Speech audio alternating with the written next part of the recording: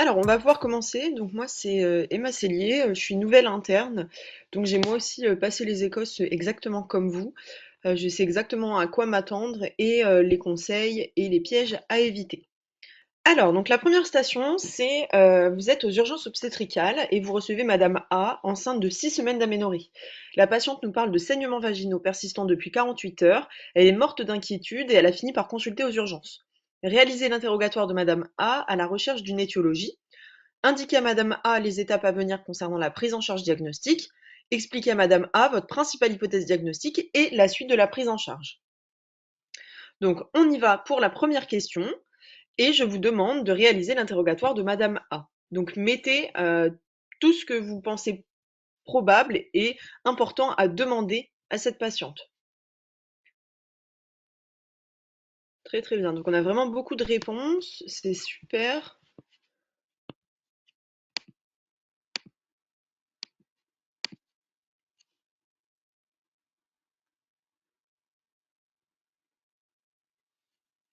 Très très bien. J'ai l'impression qu'il y a carrément quasiment tous les éléments, donc c'est super. Très bien, il y a même certains qui ont pensé au traumatisme, hein. Très très bien. Aux antécédents de fausse couche, très bien. Le mode d'apparition, très bien. Si c'est permanent, très bien. Évidemment, on est dans une conf d'obstétrique, hein, donc les antécédents obstétricaux, très bien. Gestité, parité. Donc je vous rappelle, hein, gestité, parité. Gestité, c'est le nombre de grossesses, même si elles n'ont pas mené à terme. Et parité, le nombre d'accouchements, le nombre d'enfants. Si on a des jumeaux, parité, c'est 2, donc c'est P2. G1, P2, c'est des jumeaux. Mode d'apparition, effort, très bien. Couleur des saignements. Le score de IAM, très très bien.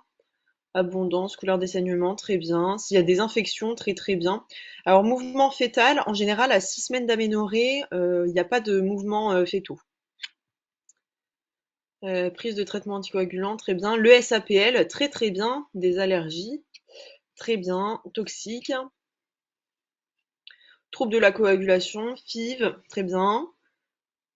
Très très bien. Alors pourquoi la FIV? Si la personne qui a mis FIV peut me répondre dans le chat et me dire pourquoi il faudrait demander une FIV. Les mastodinies, très bien. Très très bien. Intensité des douleurs. Risque de GU, très bien. Ok, bon. Donc là, je pense qu'on a vraiment tout, hein. C'est super là ce que vous avez fait. Donc, de façon générale et systématique, lorsque vous êtes en gynécologie et en obstétrique, il faut absolument avoir les idées claires et un interrogatoire type. D'accord? Donc on a tout ce qui est antécédents gynécologiques et antécédents obstétricaux. Donc antécédents gynécologiques, l'âge des premières règles, le cycle, la durée des règles, l'abondance. Si on a des signes et des symptômes de syndrome prémenstruel, la date des dernières règles, l'âge du premier rapport, le type de contraception, si la patiente est ménopausée en fonction de son âge, s'il y a des antécédents de chirurgie et les antécédents familiaux, donc notamment cancer et maladies thromboemboliques. Pour tout ce qui va être antécédents obstétricaux, il faut bien penser à demander gestité parité, hein. Donc ça, on n'oublie pas. Gestité, le nombre de grossesses, parité, le nombre d'enfants. Déroulement des grossesses, complications, mode d'accouchement, complications pré, per et postpartum, et les lésions périnéales suite à l'accouchement. Également, on va demander comment s'est passé le postpartum et la relation avec le bébé, et le terme et le poids de naissance des enfants. Donc ça, je vous laisse le screen et le mettre dans vos fiches de révision de dernier tour, mais en gros, dès qu'on vous dit interrogatoire de gynéco, tout ça, ça doit sortir du tac au tac, hein, d'accord? Là, plus précisément, donc on est dans un contexte de métrorragie du premier trimestre. Donc effectivement, on a recueilli nos antécédents gynéco-obstétricaux et médicaux. Notamment, il fallait aller chercher les grossesses antérieures, s'il y avait des antécédents de fausse couche et de GEU, et des pathologies associées, plus ou moins les traitements en cours. Également, quand on a des métrorragies, en fait, dans n'importe quel signe clinique fonctionnel que l'on va nous présenter lors des échos, il faut absolument les détailler, les faire détailler par le patient, d'accord? Donc à chaque fois, demander la date de début, s'il y a un facteur déclenchant, d'accord? Si c'est une douleur, bah, l'intensité de la douleur, hein, vous vous souvenez de l'acronyme LITIAS avec localisation, intensité, type, horaire, irradiation, facteur d'aggravation, soulagement et évolution, d'accord? Bah, en fait, là, c'est pareil pour les autres signes cliniques. Donc là, nométrorragie, il fallait absolument savoir la date de début, l'abondance, la couleur, d'accord? Puisque ben, l'abondance et la couleur, ça peut absolument nous orienter vers quelque chose. La présence de caillots et le facteur déclenchant. Donc, je vous ai mis le score de IAM, à ne pas connaître par cœur, mais à savoir qu'il existe, d'accord? Et comme ça vous permet d'avoir une idée de comment caractériser des métrorragies. Donc, on va demander à la dame si elle a des caillots ou pas, et à peu près combien elle change de protection par jour. Également, donc là, il fallait chercher s'il y avait des signes cliniques associés ou si c'était uniquement des métrorragies isolées. D'accord? Donc, est-ce que ben, la patiente, elle a en plus de ça des douleurs abdominales, notamment pelviennes et latéralisées? Est-ce qu'elle a de la fièvre ou des leucorrhées anormales associées? Est-ce qu'elle a une sensation d'altération de l'état général, de malaise? Et surtout, est-ce que les signes sympathiques de grossesse sont toujours présents? Est-ce qu'ils sont absents ou diminués? Donc, on pense bien aux nausées, vomissements, tension mammaire, asthénie, hypersialorée, etc. Là aussi, il fallait évaluer les facteurs de risque, d'accord, qui auraient pu nous orienter vers une étiologie en particulier. Donc, si on pense à la grossesse extra-utérine, il fallait absolument lui demander ses antécédents chirurgicaux, d'accord? N'importe quelle chirurgie, on va dire, dans le bas-ventre, peut donner, peut-être en faveur d'une grossesse extra-utérine. Ensuite, allez bien évidemment rechercher les antécédents d'IST, hein, ça c'est très important. Il me semble pas que je l'ai vu dans le nuage de mots, mais en fait, des fois, dans la grille, vous aurez des points, par exemple, si vous demandez les antécédents médicaux, mais vous aurez des points supplémentaires si vous demandez vraiment avec insistance, est-ce que vous avez une IST? Enfin, un antécédent d'IST. C'est comme dans les stations, par exemple, de cardiologie. Bon, bah, vous allez demander, est-ce que vous avez des antécédents médicaux à votre papy qui a l'air d'avoir plein de facteurs de risque cardiovasculaire. Mais si vous lui demandez plus précisément, est-ce que vous avez de l'hypertension? Est-ce que vous avez du cholestérol, est-ce que vous avez du diabète? Là, vous allez aller chercher des points en plus. Et bien là, ici, c'était pareil, d'accord? Les antécédents d'IST, pour moi, c'est vraiment un point à part. Ensuite, demander s'il y a déjà eu une GU, puisque ben, les patientes qui ont eu une GU peuvent récidiver, hein. Il me semble que c'est 20% après de récidive. Et le tabac, qui est le premier facteur de risque avec les IST de grossesse extra-utérine. Ensuite, les fausses couches. Est-ce qu'il y a une béance cervicale connue? Donc ça peut être par exemple suite à une IVG ou à une aspiration pour une grossesse arrêtée. Avec la dilatation du col avec les bougies, ben, parfois ça peut donner une béance cervicale définitive, d'accord? Et donc ça peut empêcher de mener à terme des grossesses ultérieures. Est-ce qu'on a déjà eu des fausses couches, d'accord? Et est-ce qu'on est connu par exemple pour un SAPL? Ensuite, est-ce qu'on a des signes en faveur d'une infection? D'accord? Donc, pour rappel, les infections génitales hautes donnent de la fièvre et des métrorragies. On peut avoir également des leucorrhées anormales. Est-ce qu'il y a eu des relations sexuelles à risque? Mais également, est-ce qu'il y a des signes fonctionnels urinaires? Puisque toute femme qui a des métrorragies lorsqu'elle est enceinte, il faut penser quand même à la pyélonéphrite, à l'infection urinaire.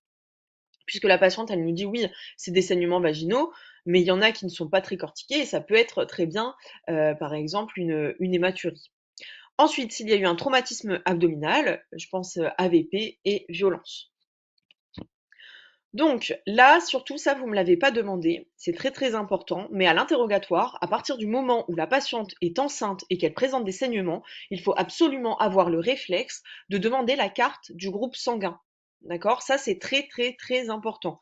Donc, dès que je pense grossesse et saignement, bim, groupe sanguin. Si jamais le groupe sanguin est de Rhésus négatif, injection de Roflac. Ça, c'est cortico-sous-cortical. Vraiment, je vous interdis d'oublier de demander le groupe sanguin et d'injecter le Roflac, hein. Ça peut être dramatique pour une grossesse ultérieure.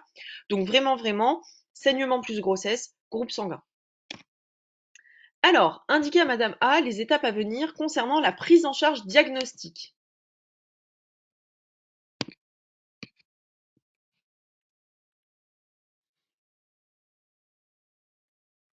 D'accord?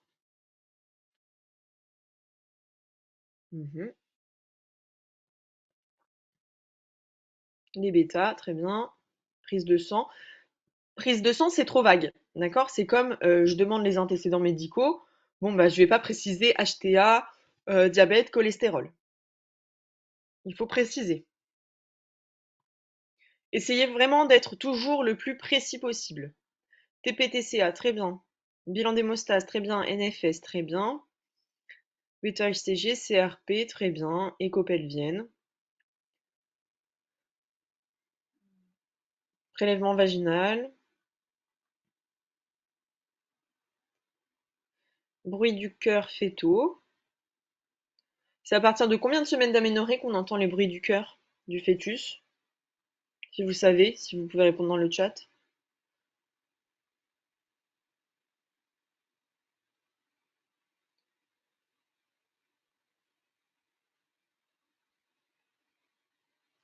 Non, c'est pas 10 semaines d'aménorrhée. C'est 5 semaines d'aménorrhée, exactement.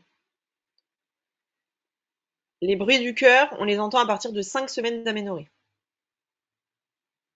Une BU, très bien. Les rails, très bien.